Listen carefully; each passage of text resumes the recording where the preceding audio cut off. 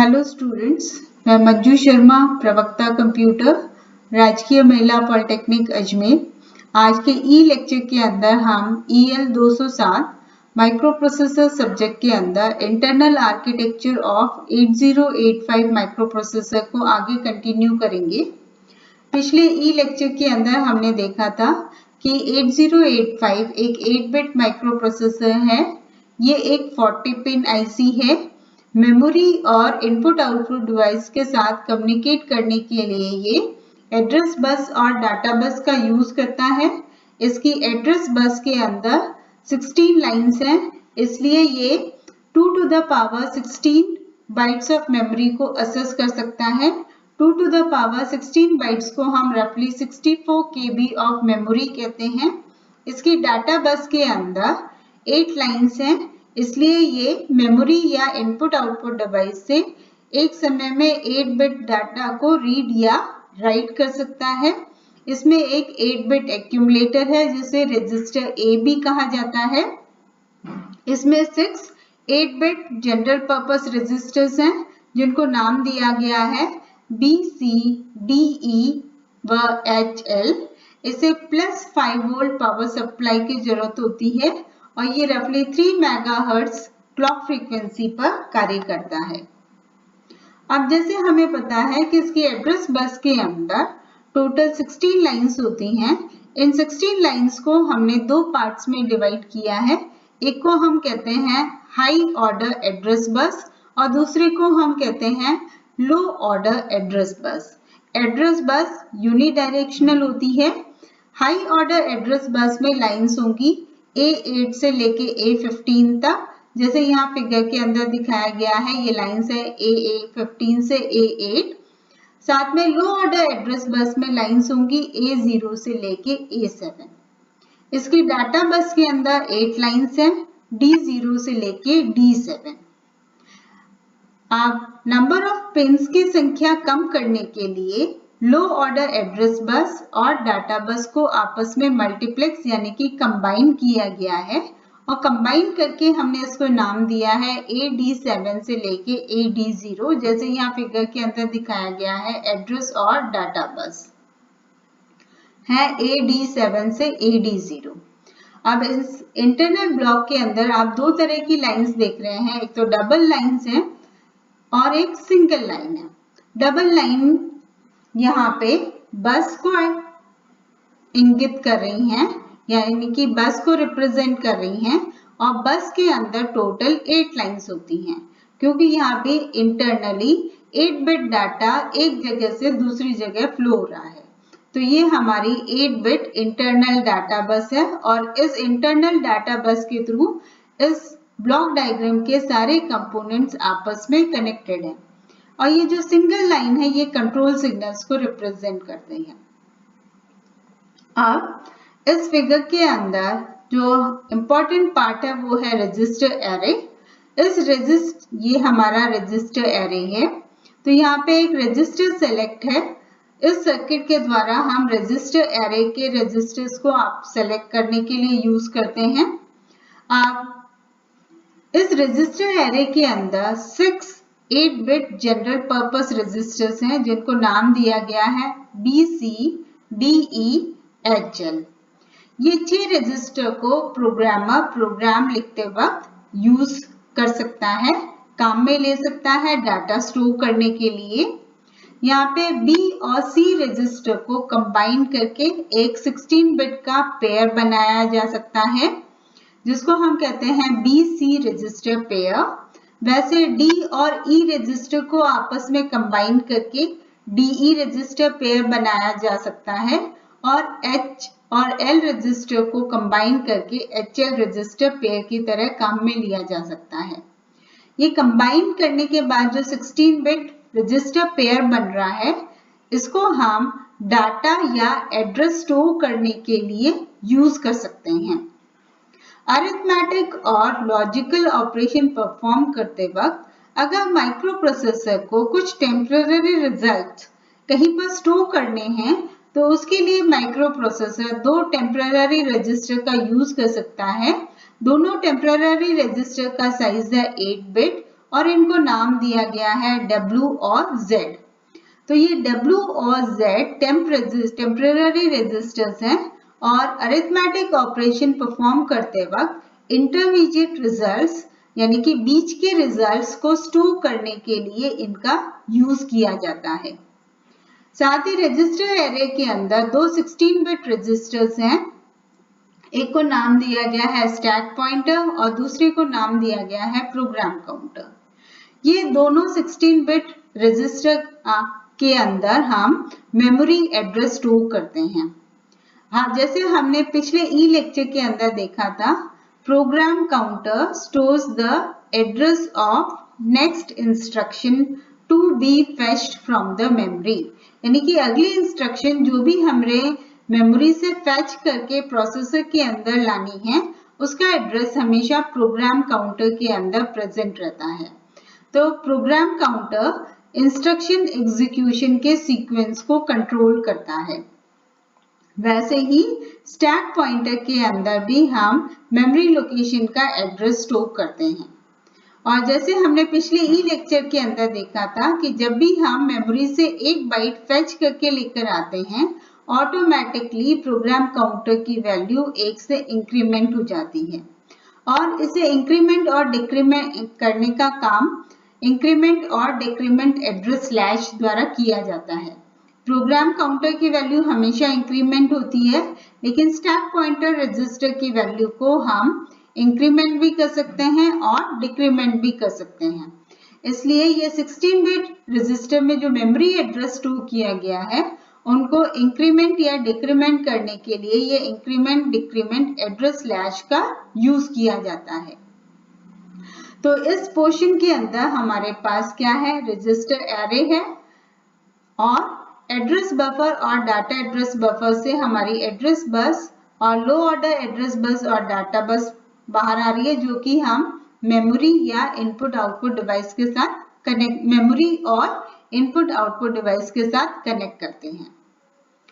अब जब भी हमें किसी इंस्ट्रक्शन को एग्जीक्यूट करना होता है तो प्रोग्राम काउंटर सबसे पहले मेमोरी लोकेशन का जो एड्रेस है उसे एड्रेस बस पे प्लेस करता है। साथ में कुछ कंट्रोल सिग्नल्स यहाँ से मेमोरी के पास जा रहे हैं और मेमोरी से जब डाटा रीड करते हैं, रीड करने के बाद डाटा हमारा डाटा और एड्रेस बफर पर आ जाएगा और यहाँ से होते हुए इंटरनल बस से होते हुए वो हमारा इंस्ट्रक्शन रजिस्टर में स्टोर हो जाएगा। तो जब भी हम किसी भी इंस्ट्रक्शन के ऑपकोड को फेच करके लेकर आते हैं, क्योंकि हर इंस्ट्रक्शन को एक 8 बिट बाइनरी ऑपकोड असाइन होता है और जब भी हम किसी माइक्रो प्रोसेसर किसी भी इंस्ट्रक्शन के ऑपकोड को रीड करके प्रोसेसर में लेकर आता है तो वो ऑपकोड यहाँ पे इंस्ट्रक्शन रजिस्टर के अंदर स्टोर हो जाएगा। अब इंस्ट्रक्शन रजिस्टर में जो ऑपकोड हमने फेच करके स्टोर किया है वो इंफॉर्मेशन जाती है instruction decoder and machine cycle encoding के पास। इंस्ट्रक्शन डिकोडर क्या करता है, इस इंस्ट्रक्शन को डिकोड करता है। डिकोड का मतलब होता है इंस्ट्रक्शन को समझना और समझने के बाद वो डिसाइड करता है कि इस इंस्ट्रक्शन को कितने मशीन साइकिल के अंदर एग्जीक्यूट करना है या फिर ये इंस्ट्रक्शन कितने मशीन साइकिल के अंदर एग्जीक्यूट होगा। और माइक्रो प्रोसेसर अलग अलग मशीन साइकिल्स का यूज करता है, जैसे memory read, memory write, input output read, input output right और ऑपकोड फेच। तो हर इंस्ट्रक्शन के अंदर जो पहली मशीन साइकिल होती है वो होगी ऑपकोड फेच और ऑपकोड को समझने के बाद ही बाकी की मशीन साइकिल्स डिसाइड होंगी और वो मशीन साइकिल कोई सी भी हो सकती है, memory read, memory write, input output read और इनपुट आउटपुट राइट। तो एक बार इंस्ट्रक्शन को डिकोड और करने के बाद यानी कि समझने के बाद और कितनी मशीन साइकिल्स लगने वाली हैं ये जानने के बाद ये सारी इंफॉर्मेशन टाइमिंग और कंट्रोल यूनिट के पास भेज दी जाती है। अब इसके बाद नेक्स्ट जो इम्पोर्टेंट पार्ट है वो है 8 bit ALU। 8 bit ALU 8 bit numbers, दो 8 बिट नंबर्स के ऊपर अरिथमेटिक और लॉजिकल ऑपरेशन परफॉर्म कर सकता है। इसको इनपुट में दो 8 बिट नंबर्स आ रहे हैं। हर अरिथमेटिक ऑपरेशन के अंदर एक 8 बिट नंबर हमेशा एक्यूमुलेटर यानी कि रजिस्टर ए के अंदर प्रेजेंट होगा और जो दूसरा 8 बिट नंबर है वो किसी भी रजिस्टर्स या मेमोरी लोकेशन में स्टोर हो सकता है और रजिस्टर और मेमोरी लोकेशन जहां पर भी वो दूसरा ऑपरेंड प्रेजेंट है वहां से माइक्रो प्रोसेसर उसे रीड करके टेम्प रजिस्टर के अंदर स्टोर कर देता है। तो ALU को जो दो 8 बिट नंबर्स इनपुट में जा रहे हैं वो एक 8 बिट नंबर आ रहा है टेम्प रजिस्टर से और दूसरा 8 बिट नंबर आ रहा है एक्यूमुलेटर से। अरिथमेटिक और लॉजिकल ऑपरेशन परफॉर्म करने के बाद रिजल्ट वापस से एक्यूमुलेटर में स्टोर किया जाता है और यहाँ से आप देखिए कि ये इंटरनल बस से होते हुए इस तरह से एक्यूमुलेटर में स्टोर हो जाएगा।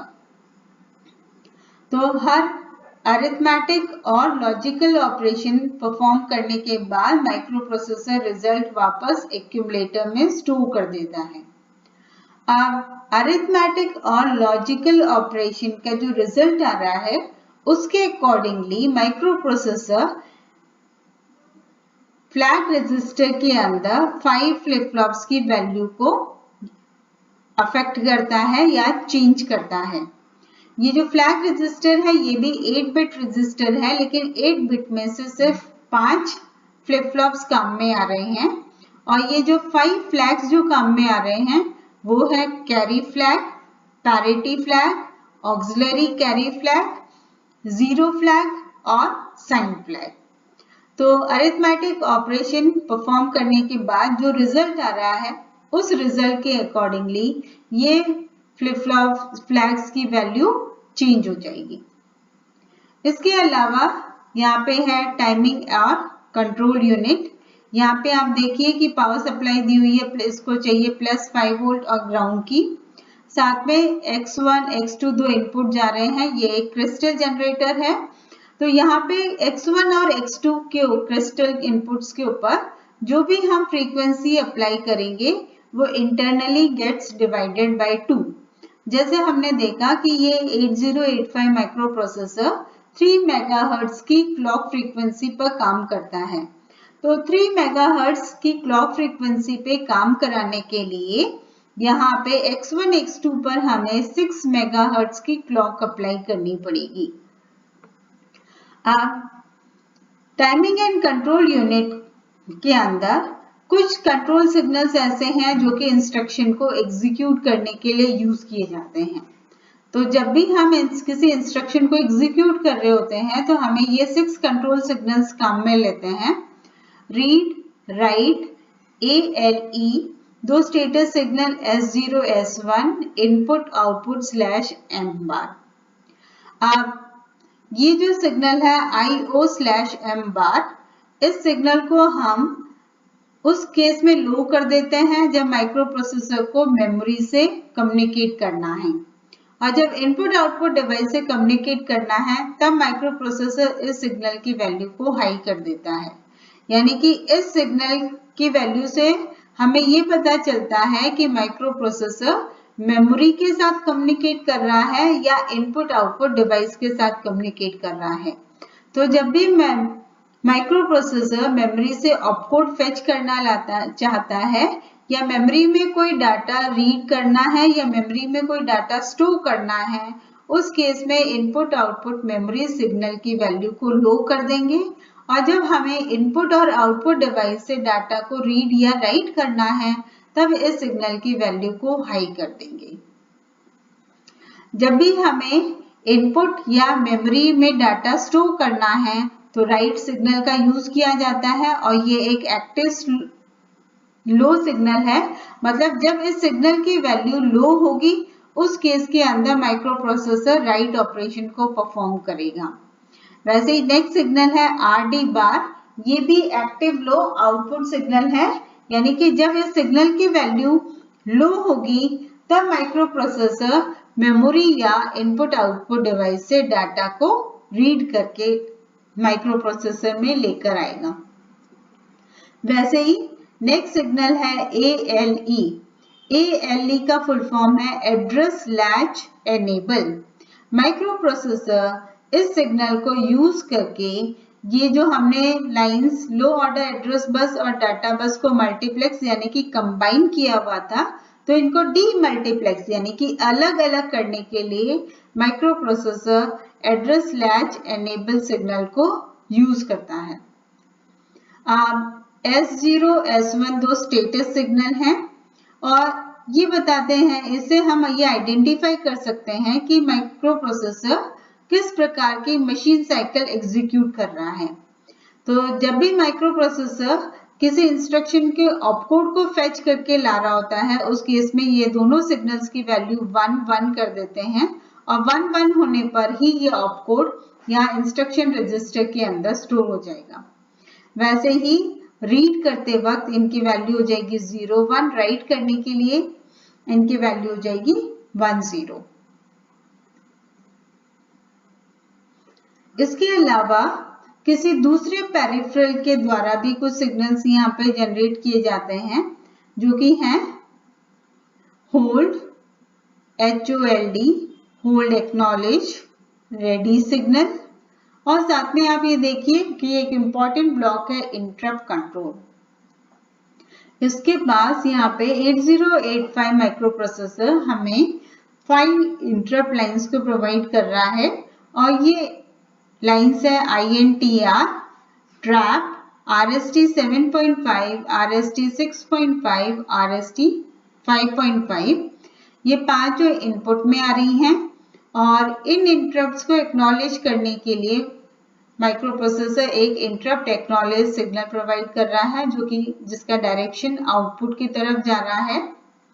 अब इंटरप्ट कंट्रोल या इंटरप्ट सिग्नल्स क्या हैं?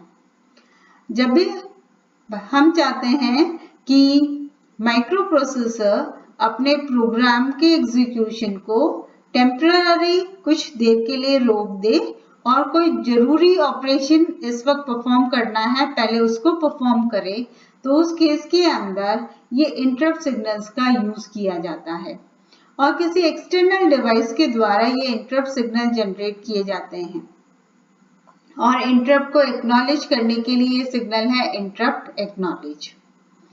अब जैसे इस ब्लॉक डायग्राम में दिख रहा है कि एक ब्लॉक से दूसरे ब्लॉक पे 8 बिट डाटा पैरेलली यानी कि एक साथ फ्लो हो रहा है, लेकिन जब भी माइक्रो प्रोसेसर टेलीफोन लाइन के ऊपर अपने डाटा को ट्रांसमिट करना चाहता है, ये जो टेलीफोन लाइंस हैं तो ये इनके ऊपर सीरियली डाटा फ्लो होता है, यानी कि एक समय में सिर्फ एक बिट फ्लो होगी। तो 8085 माइक्रो प्रोसेसर सीरियल कम्युनिकेशन के लिए 2 लाइंस प्रोवाइड करता है, एक है SID जिसको कहते हैं सीरियल इनपुट डाटा और SOD यानी कि सीरियल आउटपुट डाटा। तो सीरियली डाटा को आउटपुट करने के लिए SOD लाइन का यूज किया जाता है और सीरियली डाटा को इनपुट लेने के लिए SID पिन का यूज किया जाता है। इसके अलावा कुछ और कंट्रोल सिग्नल्स भी हैं यहाँ पे, जैसे रीसेट इन। जैसे इस सिग्नल की वैल्यू को लो करेंगे तो माइक्रो प्रोसेसर रीसेट हो जाएगा, यानी कि प्रोग्राम काउंटर की वैल्यू 0000H हो जाएगी। तो माइक्रो प्रोसेसर को रीसेट करने के लिए रीसेट इन सिग्नल को लो किया जाता है और जैसे माइक्रो प्रोसेसर रीसेट होता है तो वो रीसेट आउट सिग्नल को हाई कर देता है। इससे क्या होगा कि जो भी डिवाइसेस माइक्रो प्रोसेसर के साथ कनेक्टेड है, चाहे वो मेमोरी हो चाहे कोई इनपुट आउटपुट डिवाइस हो, वो भी सारी की सारी रीसेट हो जाएंगी। वैसे ही माइक्रो प्रोसेसर को दूसरे डिवाइसेस के साथ सिंक्रोनाइज करने के लिए माइक्रो प्रोसेसर यहाँ पे क्लॉक आउट सिग्नल प्रोवाइड करता है। साथ में यहाँ पे एक रेडी सिग्नल है, तो नॉर्मल ऑपरेशन के लिए ये रेडी सिग्नल हाई रहना चाहिए। तो ये ready signal micro processor slow working peripheral के साथ कम्युनिकेट करने के लिए यूज करता है। तो जब भी कोई slow working peripheral micro processor के साथ कम्युनिकेट कर रही है और उसे जो रीड साइकिल या राइट साइकिल मेमोरी रीड हो चाहे इनपुट आउटपुट रीड साइकिल हो, उसे ज्यादा टाइम लग रहा है रीड और राइट ऑपरेशन परफॉर्म करने के लिए, तो वो क्या करेगा, रेडी सिग्नल को लो कर देगा और जैसे ही उसका रीड या राइट ऑपरेशन कंप्लीट होने पर वो डिवाइस वापस रेडी सिग्नल को हाई कर देगा। तो ये जो रेडी सिग्नल है, this is used for communicating with slow working peripherals. तो स्लो वर्किंग पेरिफेरल के साथ कम्युनिकेट करने के लिए माइक्रो प्रोसेसर रेडी सिग्नल का यूज करता है। तो ये सिग्नल हाई या लो स्लो वर्किंग पेरिफेरल के द्वारा कंट्रोल किया जाता है। तो जब भी वो डिवाइस डाटा को एक्सेप्ट करने के लिए यानी कि रीड या राइट करने के लिए रेडी नहीं है, तो उस डिवाइस द्वारा ये रेडी सिग्नल को लो कर दिया जाता है और जैसे ही ये सिग्नल वापस हाई होगा तो माइक्रो प्रोसेसर अपना नॉर्मल एग्जीक्यूशन या नॉर्मल ऑपरेशन रिज्यूम कर लेगा। वैसे ही दो और सिग्नल है, होल्ड और HLDA। DMA डाटा ट्रांसफर के लिए माइक्रो प्रोसेसर ये दो सिग्नल्स का यूज करता है। अब कोई भी पेरिफेरल जिसके पास खुद की एड्रेस और डाटा बस नहीं है और वो माइक्रो प्रोसेसर की ये बसेस काम में लेना चाहता है, तो वो ये होल्ड सिग्नल को हाई करके माइक्रो प्रोसेसर को भेज देता है।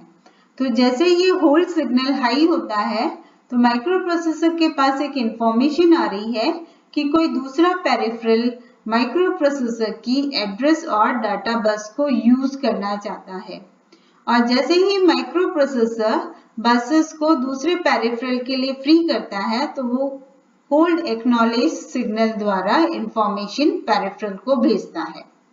तो होल्ड एक्नॉलेज सिग्नल पेरिफेरल के पास इंफॉर्मेशन भी होल्ड एक्नॉलेज सिग्नल के द्वारा माइक्रो प्रोसेसर पेरिफेरल को इन्फॉर्म कर रहा है कि उसने बसेस को उसके यूज के लिए फ्री कर दिया है। तो ये तो हो गए पार्ट्स और कंट्रोल सिग्नल्स। अब एक बार इसकी वर्किंग देखें कि जैसे ही माइक्रो प्रोसेसर को कोई इंस्ट्रक्शन एग्जीक्यूट करनी होती है तो सबसे पहले वो प्रोग्राम काउंटर की वैल्यू को एड्रेस और डाटा बस पे प्लेस कर देगा। साथ ही क्योंकि ऑपकोड कहाँ स्टोर है, मेमोरी के अंदर, ऑपकोड कहाँ से फेच करना है, मेमोरी से फेच करना है, तो प्रोसेसर को मेमोरी के साथ कम्युनिकेट करना है। मेमोरी से कम्युनिकेट करने के लिए उसने इनपुट आउटपुट मेमोरी सिग्नल की वैल्यू को लो कर दिया है और साथ ही ऑपकोड फेच करने के लिए S0 S1 की वैल्यू को 1 कर देता है। तो एक बार एड्रेस बस से होते हुए मेमोरी तक पहुंच गया, मेमोरी लोकेशन सेलेक्ट हो गई, वहां से डाटा रीड करने के लिए माइक्रो प्रोसेसर रीड सिग्नल को लो कर देगा। जैसे ही रीड सिग्नल लो होके मेमोरी के पास पहुंचेगा तो वहां से बसेस जो मेमोरी सेलेक्ट हुई है वहां से डाटा रीड होके डाटा बस पर आ जाएगा। डाटा बस से होते हुए वो डाटा कहाँ जाएगा, इंस्ट्रक्शन रजिस्टर के अंदर। इंस्ट्रक्शन रजिस्टर से डाटा जाएगा instruction decoder and machine cycle encoding, जो कि इंस्ट्रक्शन को डिकोड करेगा, वो उस इंस्ट्रक्शन को समझेगा और साथ में ये और जानेगा कि इसको इंस्ट्रक्शन को एग्जीक्यूट करने के लिए उसे कितने मशीन साइकिल्स की आवश्यकता होने वाली है। वो इंफॉर्मेशन जाएगा टाइमिंग एंड कंट्रोल यूनिट के पास और उसके अनुसार टाइमिंग और control unit control signals generate करेंगे। अगर कोई अरिथमेटिक ऑपरेशन परफॉर्म करना है तो वो नेसेसरी डाटा एक तो एक्यूमुलेटर में प्रेजेंट होगा ही, दूसरा डाटा भी माइक्रो प्रोसेसर उसे रीड करके टेम्प रजिस्टर में स्टोर कर देगा और ALU को वो पर्टिकुलर कंट्रोल इंफॉर्मेशन भेज रहा है कि कौन सा अरिथमेटिक या लॉजिकल ऑपरेशन परफॉर्म करना है। वो ऑपरेशन परफॉर्म करने के बाद रिजल्ट वापस से एक्यूमुलेटर में स्टोर हो जाएगा। जो रिजल्ट आया है उसके अनुसार फ्लैग रजिस्टर्स की वैल्यू चेंज हो जाएंगी। आप यहाँ ध्यान से देखिए कि कंट्रोल एंड टाइमिंग यूनिट के द्वारा सारे जितने भी ब्लॉक्स हैं उनके पास कंट्रोल सिग्नल जा रहा है। जैसे यहाँ पे इंटरप्ट कंट्रोल के पास जा रहा है, ALU के पास जा रहा है, फ्लैग रजिस्टर के पास जा रहा है, टेम्प रजिस्टर के पास जा रहा है और एक्यूमुलेटर के पास जा रहा है। वैसे ही इंक्रीमेंटर और डिक्रीमेंटर लैच के पास जा रहा है, इंस्ट्रक्शन डिकोडर के पास जा रहा है, इंस्ट्रक्शन रजिस्टर के पास जा रहा है, सीरियल इनपुट आउटपुट कंट्रोल के पास जा रहा है, रजिस्टर सेलेक्ट के पास जा रहा है। तो टाइमिंग एंड कंट्रोल यूनिट द्वारा कंट्रोल सिग्नल्स जनरेट किए जाते हैं और ये कंट्रोल सिग्नल्स के द्वारा वो ब्लॉक डायग्राम के अंदर जितने भी ब्लॉक्स हैं उनकी वर्किंग को आपस में सिंक्रोनाइज करता है। तो यहाँ हम देखें कि address bus 8085 microprocessor address bus has 16 signal lines.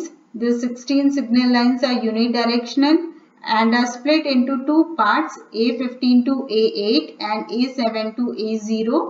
8 signal lines A15 से A8 को हम हायर ऑर्डर एड्रेस बस कहते हैं और A7 से A0 को लो ऑर्डर एड्रेस बस कहते हैं। ये जो लो ऑर्डर एड्रेस बस है उसको डाटा बस के साथ मल्टीप्लेक्स किया गया है। Address bus is used to identify a memory location or peripheral. तो किसी मेमोरी लोकेशन को सेलेक्ट करने या पेरिफेरल को सेलेक्ट करने के लिए एड्रेस बस का यूज किया जाता है। वैसे ही मल्टीप्लेक्स एड्रेस और डाटा बस, यहाँ पे लाइंस हैं AD7 से AD0 जो कि बाई डायरेक्शनल लाइंस हैं। इन लाइंस को हम लो ऑर्डर एड्रेस बस और डाटा बस दोनों की तरह यूज करते हैं। जब भी हम किसी इंस्ट्रक्शन को एग्जीक्यूट करते हैं तो हर इंस्ट्रक्शन के शुरू में हम इसे लो ऑर्डर एड्रेस बस की तरह यूज करते हैं, यानी कि हर मशीन साइकिल की फर्स्ट क्लॉक पल्स के दौरान इन्हें एड्रेस बस की तरह यूज किया जाता है और मशीन साइकिल की बाकी क्लॉक पल्स के दौरान इन्हें डाटा बस की तरह यूज किया जाता है। यानी कि ये जो लाइंस हैं AD7 से लेके AD0, इन्हें हर मशीन साइकिल की पहली क्लॉक पल्स के दौरान एड्रेस बस की तरह यूज किया जाता है और मशीन साइकिल की जो बाकी बची हुई क्लॉक पल्सेस हैं उनमें इन्हें डाटा बस की तरह यूज किया जाता है। नेक्स्ट है register array. 8085 has 6 general purpose register to store 8-bit data. इनको नाम दिया है BC, DE, HL। इनको हम कंबाइन कर सकते हैं, जैसे BC को कंबाइन कर दिया, BC DE को कंबाइन कर देंगे और HL को कंबाइन कर देंगे टू फॉर्म 16 बिट रजिस्टर्स। और ये 16 बिट रजिस्टर में हम 16 बिट मेमोरी एड्रेस या डाटा स्टोर करने के लिए यूज कर सकते हैं और ये रजिस्टर प्रोग्रामर को अवेलेबल है। प्रोग्रामर प्रोग्राम लिखते वक्त इन रजिस्टर्स को यूज कर सकता है। एक्यूमुलेटर इज एन 8-बिट रजिस्टर जो कि ALU का पार्ट है। हर अरिथमेटिक और लॉजिकल ऑपरेशन के अंदर इस रजिस्टर का यूज किया जाता है क्योंकि दो 8-बिट नंबर में से एक 8-बिट नंबर हमेशा एक्यूमुलेटर में स्टोर होता है और सभी अरिथमेटिक या और लॉजिकल ऑपरेशन परफॉर्म होने के बाद रिजल्ट वापस से एक्यूमुलेटर में ही स्टोर होता है। एक्यूमुलेटर को रजिस्टर A भी कहा जाता है।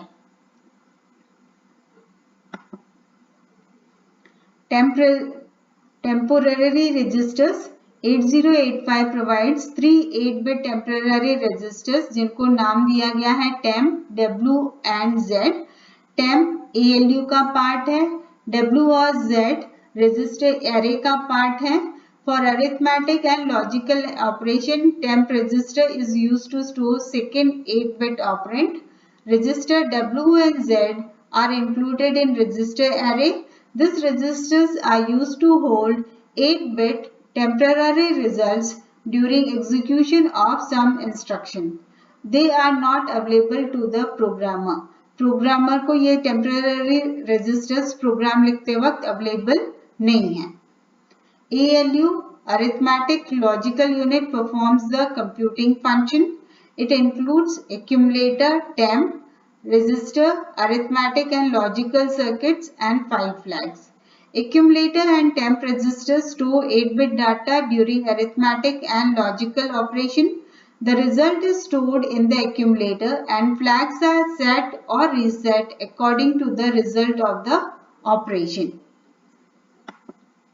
ये हमारा फ्लैग रजिस्टर्स है। जो कि 8 बिट है, इसमें से 5 बिट्स काम में आ रही हैं। D0 पोजीशन पर हमारा कैरी फ्लैग है, D2 के ऊपर पैरिटी फ्लैग है, D4 पे ऑक्सिलरी कैरी फ्लैग है, D6 पे जीरो फ्लैग है और D7 के ऊपर साइन फ्लैग है। D5, D3 और D1 बिट पोजीशन काम में नहीं आ रही है। कैरी फ्लैग, जब भी माइक्रो प्रोसेसर दो 8 बिट नंबर्स को ऐड कर रहा है या करने पर अगर मोस्ट सिग्निफिकेंट बिट से कैरी जनरेट होती है तो कैरी फ्लैग सेट हो जाएगा, अन्यथा कैरी फ्लैग रीसेट हो जाएगा। साथ ही जब भी हम दो 8 बिट नंबर्स के ऊपर सब्सट्रैक्शन परफॉर्म कर रहे हैं और मोस्ट सिग्निफिकेंट बिट से बोरो जनरेट हो रहा है तो उस केस के अंदर भी कैरी फ्लैग सेट हो जाएगा, अन्यथा कैरी फ्लैग रीसेट हो जाएगा। सेट का मतलब होता है कि फ्लैग की वैल्यू 1 हो गई और रीसेट का मतलब होता है फ्लैग की वैल्यू 0 हो गई। पैरिटी फ्लैग, अरिथमेटिक व लॉजिकल ऑपरेशन परफॉर्म करने के बाद अगर रिजल्ट में वंस की संख्या इवन है, टोटल नंबर ऑफ वंस को हम काउंट करते हैं और अगर वो संख्या इवन है तो पैरिटी फ्लैग सेट हो जाएगा, अन्यथा पैरिटी फ्लैग रीसेट हो जाएगा। ऑक्सिलरी कैरी फ्लैग, अगर D3 बिट पोजीशन पर कैरी जनरेट होती है तो ऑक्सिलरी कैरी फ्लैग सेट हो जाएगा, अन्यथा रीसेट हो जाएगा। Auxiliary carry flag BCD arithmetic perform करने के लिए यूज किया जाता है। अरिथमेटिक और लॉजिकल ऑपरेशन परफॉर्म करने के बाद अगर आंसर 0 आता है तो 0 फ्लैग सेट हो जाएगा, अन्यथा 0 फ्लैग रीसेट हो जाएगा। साइन फ्लैग, अरिथमेटिक और लॉजिकल ऑपरेशन परफॉर्म करने के बाद जो भी मोस्ट सिग्निफिकेंट D7 बिट की वैल्यू है वो साइन फ्लैग में कॉपी हो जाती है। तो साइन फ्लैग अगर 0 आ रहा है तो वो पॉजिटिव रिजल्ट को शो करता है और अगर साइन फ्लैग की वैल्यू 1 है तो वो नेगेटिव रिजल्ट को शो करती है। नेक्स्ट है instruction register. When an instruction is fetched from memory, it is loaded into instruction register. जब भी हम इंस्ट्रक्शन को मेमोरी से रीड करके उसका जो ऑपकोड है 1 बाइट का उसको रीड करके प्रोसेसर के अंदर लेकर आते हैं, यानी कि मेमोरी से फैच करके प्रोसेसर में लाते हैं तो वो ऑपकोड हमारा इंस्ट्रक्शन रजिस्टर के अंदर स्टोर हो जाता है। जो इंस्ट्रक्शन रजिस्टर है वो प्रोग्रामेबल नहीं है और ऐसा कोई इंस्ट्रक्शन अवेलेबल नहीं है जिसके द्वारा हम इंस्ट्रक्शन रजिस्टर के कंटेंट्स को रीड कर सकें। तो इंस्ट्रक्शन रजिस्टर के अंदर जो हम ऑपकोड मेमोरी से फेच करके ला रहे हैं वो इंस्ट्रक्शन रजिस्टर में स्टोर हो जाता है। Instruction decoder and machine cycle encoding, इसको इनपुट जा रहा है इंस्ट्रक्शन रजिस्टर से, ये इंस्ट्रक्शन को समझता है और साथ में कितनी मशीन साइकिल्स चाहिए इंस्ट्रक्शन को एग्जीक्यूट करने के लिए वो कैलकुलेट करता है।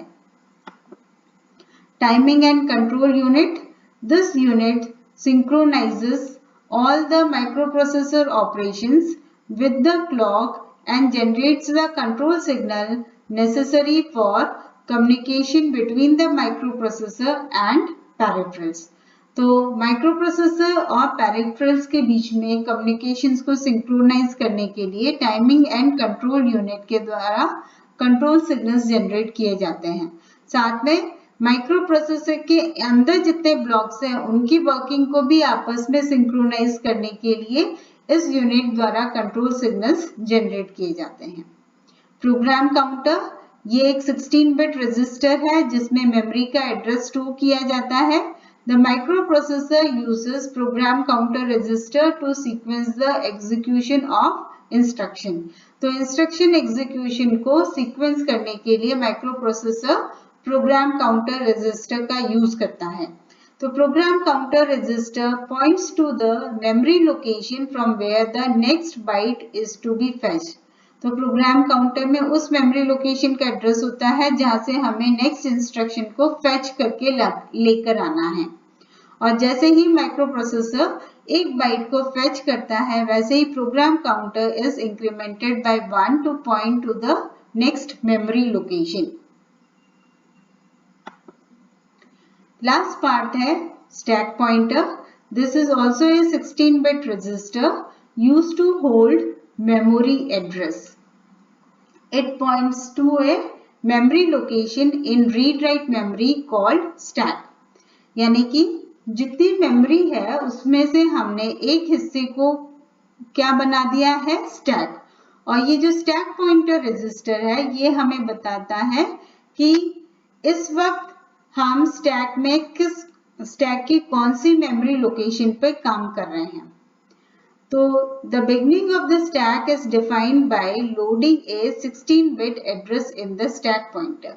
अगर हम मेमोरी के किसी हिस्से को स्टैक की तरह काम में लेना चाहते हैं तो सबसे पहले हमें स्टैक पॉइंटर रजिस्टर के अंदर एक 16-bit एड्रेस स्टोर करना पड़ेगा. जैसे यहाँ देखिए, आप इस फिगर के अंदर हमने ये माना है कि हमने स्टैक पॉइंटर रजिस्टर के अंदर एक वैल्यू स्टोर करी है 2547H. इसका मतलब क्या है कि हमारी मेमोरी के अंदर ये जो एड्रेस है 2547, इस मेमोरी के अंदर यहाँ से हमारा स्टैक शुरू हो रहा है. इस जगह से हम स्टैक, इस मेमोरी को हम स्टैक की तरह काम में लेंगे. और जब भी हम स्टैक मेमोरी के अंदर कोई वैल्यू स्टोर करते हैं तो स्टैक मेमोरी के अंदर एक नियम है कि हम स्टैक मेमोरी में 2 बाइट्स को स्टोर कर सकते हैं, वैसे ही एक साथ 2 बाइट को रीड कर सकते हैं.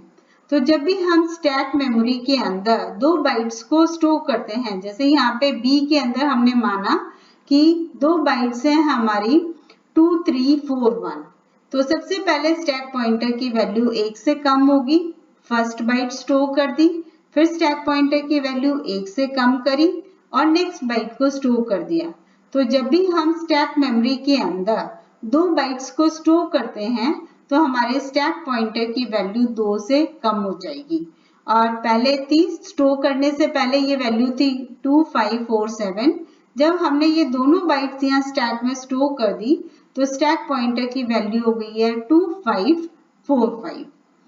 तो स्टैक पॉइंटर हमेशा स्टैक मेमोरी की टॉप मोस्ट लोकेशन जो काम में आ रही है उसको पॉइंट करता है. तो stack pointer points to the top most location of the stack memory. Stack memory की जो सबसे टॉप मोस्ट लोकेशन जो काम में आई है उसका एड्रेस हमेशा स्टैक पॉइंटर रजिस्टर के अंदर प्रेजेंट होता है. जैसे नेक्स्ट वाली फिगर के अंदर, जैसे ही सपोज हम स्टैक से ये 2 बाइट्स को रीड कर रहे हैं, पहली बाइट रीड करने के बाद स्टैक पॉइंटर की वैल्यू 1 से इंक्रीमेंट हो जाएगी, फिर दूसरी बाइट रीड करने के बाद स्टैक पॉइंटर की वैल्यू 1 और से इंक्रीमेंट हो जाएगी. तो जब हम स्टैक से 2 बाइट्स को रीड करते हैं तो स्टैक पॉइंटर की वैल्यू इंक्रीमेंट हो जाती है और जब स्टैक पे वैल्यू को स्टोर करते हैं तो स्टैक पॉइंटर की वैल्यू 2 से कम हो जाएगी. तो जो हमें ऑपरेशन परफॉर्म करना है कि स्टोर करना है या रीड करना है स्टैक में, उसके अनुसार स्टैक पॉइंटर की वैल्यू गेट्स इंक्रीमेंटेड बाय 2 या फिर डिक्रीमेंटेड बाय 2. तो हमने शुरू में देखा था कि हमारे ब्लॉक डायग्राम के अंदर स्टैक पॉइंटर के साथ इंक्रीमेंटर और डिक्रीमेंटर लैच काम में लेते हैं. जैसे ही हम स्टैक मेमोरी से कोई भी एक बाइट रीड करते हैं उसके अनुसार स्टैक पॉइंटर की वैल्यू 1 से इंक्रीमेंट या डिक्रीमेंट हो जाएगी और जैसे ही 2 बाइट्स रीड होती हैं वैसे ही 2 से कम हो जाएगा या 2 से बढ़ जाएगा. तो beginning of stack is defined by loading a 16-bit address in the stack pointer. At a time, 2 bytes are read from or written into the stack and stack pointer register gets decremented or incremented by 2 to point to the topmost location in the stack memory. तो students, इस ई lecture के अंदर हमने 8085 के internal architecture को समझा. Next ई lecture के अंदर हम 8085 के कंट्रोल सिग्नल्स को और डिटेल में पढ़ेंगे. Thank you students.